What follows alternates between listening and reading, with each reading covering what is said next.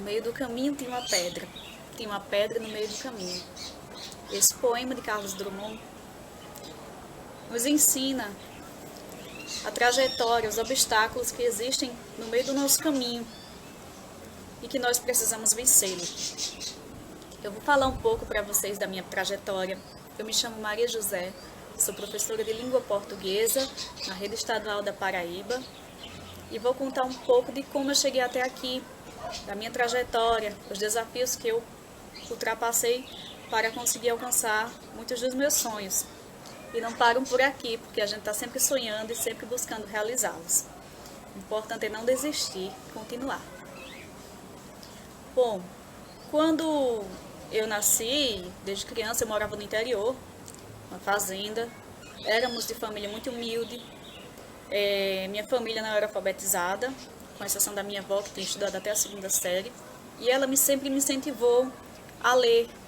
Ela gostava de cordel e todas as noites ela lia para nós. Antes de dormir, ela lia para a família aqueles cordéis.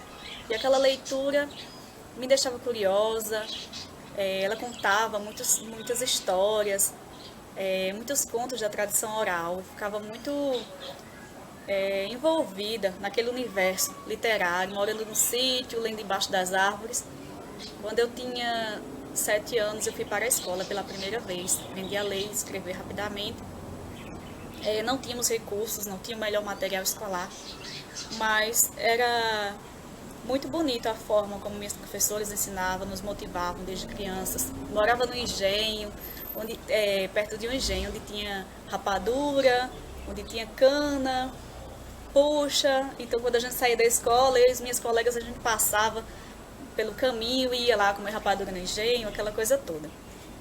Então, foi uma época muito bonita da minha vida, quando criança, mas tínhamos muitas necessidades, passávamos muitas dificuldades. Aos 10 anos, minha avó mudou-se para a cidade de Sapé e eu fui estudar na cidade. Então, aos 12, nós viemos morar em João Pessoa, vim morar com a minha mãe aqui em João Pessoa. Tinha muitos problemas familiares que me impediam de me dedicar mais aos estudos. E aos 15 anos eu casei. Casei porque tinha problemas familiares e casei cedo. Aos 16 anos eu engravidei, tive minha primeira filha, Maria Gabriela. Então eu decidi que eu queria dar uma vida totalmente diferente para minha filha, uma vida mais estruturada. E eu vi que eu só ia conseguir isso através da educação, estudando. Por mim, por ela, pela nova família que eu estava construindo. Tenho 2 filhas. Estou com o mesmo marido até hoje, graças a Deus, mas passamos por muitas lutas. O marido estava desempregado, e aí quando minha filha nasceu, eu resolvi voltar a estudar, porque eu tinha parado um bom tempo. Então eu voltei a estudar, foi muito difícil. Nós nos mudamos para diversos lugares, aqui mesmo em João Pessoa. Depois nós fomos morar na cidade de Bahia, e lá eu tinha parado novamente de estudar. Voltei a estudar quando a minha filha já tinha 5 anos, por seu ensino médio. E eu tive na minha trajetória, assim, 2 professoras, as professoras de língua portuguesa, inclusive, que sempre me motivavam, me incentivavam a fazer o Enem, fazer o PSS na época. Eu terminei o ensino médio no ano de 2010. E nesse ano eu engravidei da minha 2ª filha. Fui fazer o Enem, fui fazer o PSS grávida, com um barrigão enorme.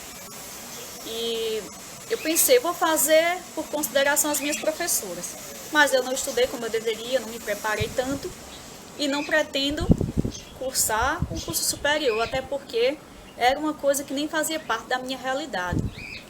Uma vida muito, muito humilde, eu não tinha dinheiro sequer para a passagem do ônibus para ir para a universidade. E mesmo assim eu enfrentei e fiz o Enem, fiz o PSS. Passei nos 2, fiz uma boa pontuação e sequer tinha decidido que curso eu queria entrar. Mas diante de tudo, da minha trajetória e das coisas que eu gostava, bem como o incentivo das minhas professoras, eu fiquei inspirada a fazer língua portuguesa. Então eu fiz, quando minha filha nasceu, meu esposo ficou desempregado novamente. Foi uma época muito difícil E eu pensei, agora que eu não vou conseguir estudar mesmo. Eu não tenho sequer o dinheiro do transporte, eu moro longe, porque eu passei para a UFPB e era no Castelo Branco, eu morava em Bahia. Como é que eu ia pegar 2 ônibus todo dia, ir de volta? Com quem ia deixar minhas filhas? Porque não tínhamos parentes perto, a família não morava perto, não tinha quem deixar. Então sempre tive o apoio do meu esposo também.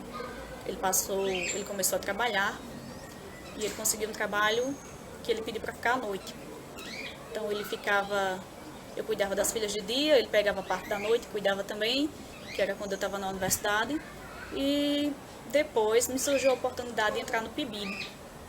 Primeiro entrei no PROMEB, na verdade, que são programas de iniciação à docência. E esses programas são remunerados. Nessa época eu já tinha tido a oportunidade de receber Bolsa Família, porque eu realmente precisava. Entrei, não foi por cotas, mas era de escola pública, então de certa forma também foi por cotas, porque eu era aluna de escola pública.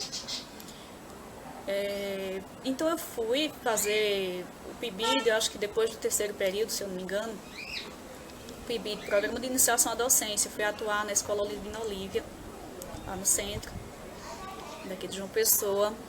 Lá eu conheci muitas amigas, muita gente bacana. Foi uma escola e tanto na minha vida. Na universidade, apesar das disciplinas, dos professores ensinarem bem, de toda a trajetória, o PIBID foi assim, mudou a minha vida. Foram 3 anos que eu passei lá, eu ganhava uma bolsa de R$400 e era com essa bolsa que eu conseguia comprar minhas coisas, livros, xerox, pagar uma passagem e me manter na universidade por esse tempo. Foi muito difícil a trajetória, como eu já falei, muitas vezes eu não tinha quem deixar minha filha, quando o horário do meu esposo de trabalho não dava para conciliar, que ele ficasse com elas, e eu levava elas comigo para a universidade.